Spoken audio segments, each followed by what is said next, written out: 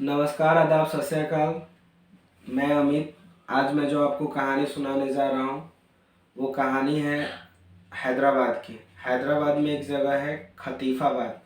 वहाँ का एक बहुत मशहूर कॉलेज हुआ करता था, साइंस कॉलेज। खतीबाबाद उसका नाम ही था, खतीबाबाद साइंस कॉलेज। यहाँ पर फिजिक्स, केमिस्ट्री और बायोलॉजी की पढ़ाई की जाती थी। ये जो कॉलेज बना था 1960 में बना था। यहाँ पर हज़ारों की तादाद में बच्चे पढ़ने आते थे, बहुत दूर दूर से। बहुत जाना माना कॉलेज था। सब कुछ ठीक चल रहा था। अचानक सन 1995 में इस कॉलेज का एक हिस्सा गिर जाता है। कॉलेज में अधिकतर लकड़ी का प्रयोग किया गया था इसे बनाने के लिए। कॉलेज में लकड़ियों का मेंटेनेंस नहीं हो पाने के कारण कॉलेज का एक हिस्सा गिर जाता है, जिसकी वजह से सन 1995 में इसे अस्थायी रूप से बंद कर दिया जाता है। बंद करने के बाद यहीं से शुरू होती है इस कॉलेज की भूतिया बनने की कहानी। बंद होने के बाद हुआ ये कि यहाँ से जो रात में लोग गुजरते थे, चाहे आसपास रहने वाले जो लोग थे जिनके घर थे, उन्हें रात में अजीब अजीब आवाज़ें सुनाई देती थी। किसी ने कहा कि यहाँ पर भूत है, तो किसी ने कहा यहाँ पर चुड़ैल है, मैंने देखा है। लेकिन इसकी कोई पुष्टि नहीं कर पाया, ना इंसान ना विज्ञान, कि यहाँ पर किसी प्रकार का भूत है। इसके पीछे एक कहानी है, इसकी कॉलेज की भूतिया बनने की। दरअसल दो कहानी है, एक नहीं दो कहानी है। पहला जो कहानी है कि इसमें कहा जाता है, इसमें फिजिक्स, केमिस्ट्री और बायोलॉजी की पढ़ाई होती थी। बायोलॉजी में इंसानों और जानवरों पर प्रयोग किया जाता था। यहाँ पर एक्सपेरिमेंट किए जाते थे, जांच की जाती थी। तो इसके लिए यहाँ पर जानवरों और लाशों, इंसान की लाशों को भी रखा हुआ था। कॉलेज बंद होने के बाद उन लाशों को हटाया नहीं गया, ना ही डिस्पोज किया गया, उन लाशों को वहीं छोड़ दिया गया। इसके कारण भी लोग कहते हैं कि उन्हीं की ये आत्माएं हैं जो रात में अजीबोगरीब आवाज़ आती है। दूसरा जो किस्सा है, कॉलेज बंद होने के बाद कॉलेज की जो अथॉरिटी थी, जिनके अंदर में ये कॉलेज आता था, उन्होंने इस कॉलेज को बंद होने के बाद यहाँ पर कोई गलत गतिविधि ना हो, नशेड़ियों का अड्डा ना बने, इसके लिए दो चौकीदार रख दिए। एक चौकीदार का नाम था फैज़ आलम और दूसरे चौकीदार का नाम था रहमान खान।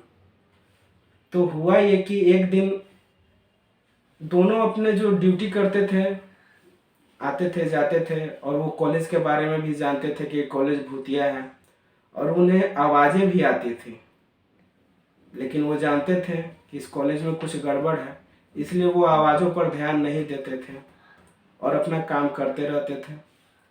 एक दिन हुआ ये कि रात के समय अरमान खान और फैज़ आलम को अंदर से किसी लड़की की रोने की आवाज़ आने लगी।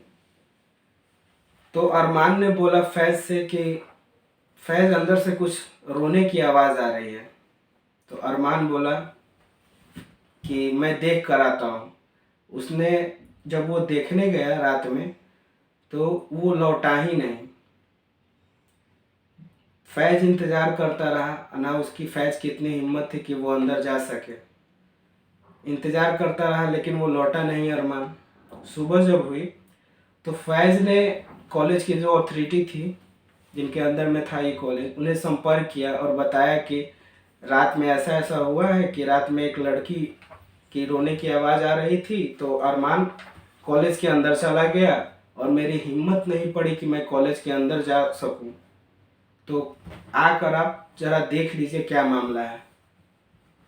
तो कॉलेज की जो अथॉरिटी थी, उन्होंने पुलिस से संपर्क किया।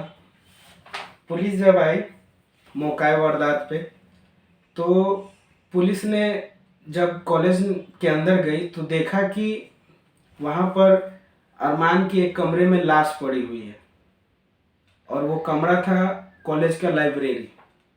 वहाँ पर उसकी लाश पड़ी हुई थी, और उसकी लाश को देखकर ऐसा लग रहा था कि वो किसी ऐसे चीज को देख लिया है जिसे नहीं देखना चाहिए था। उसकी आंखें खुली पड़ी थी। अमूमन लाशों की आंखें बंद होती हैं, लेकिन उसकी आंखें खुली पड़ी थी और उसी तरह वो लेटा हुआ था। इसके बाद पुलिस ने लाश को कब्जे में लेकर पोस्टमार्टम के लिए भेज दिया। पोस्टमार्टम की जब रिपोर्ट आई तो उसमें लिखा हुआ था इसकी जो मौत हुई है ये हार्ट अटैक आने की वजह से हुई है, दिल का दौरा पड़ने की वजह से हुई है। आनन फानन में जो दूसरा चौकीदार था फैज आलम, उसे भी हटा दिया गया कि इसके साथ भी कोई अनहोनी ना हो जाए।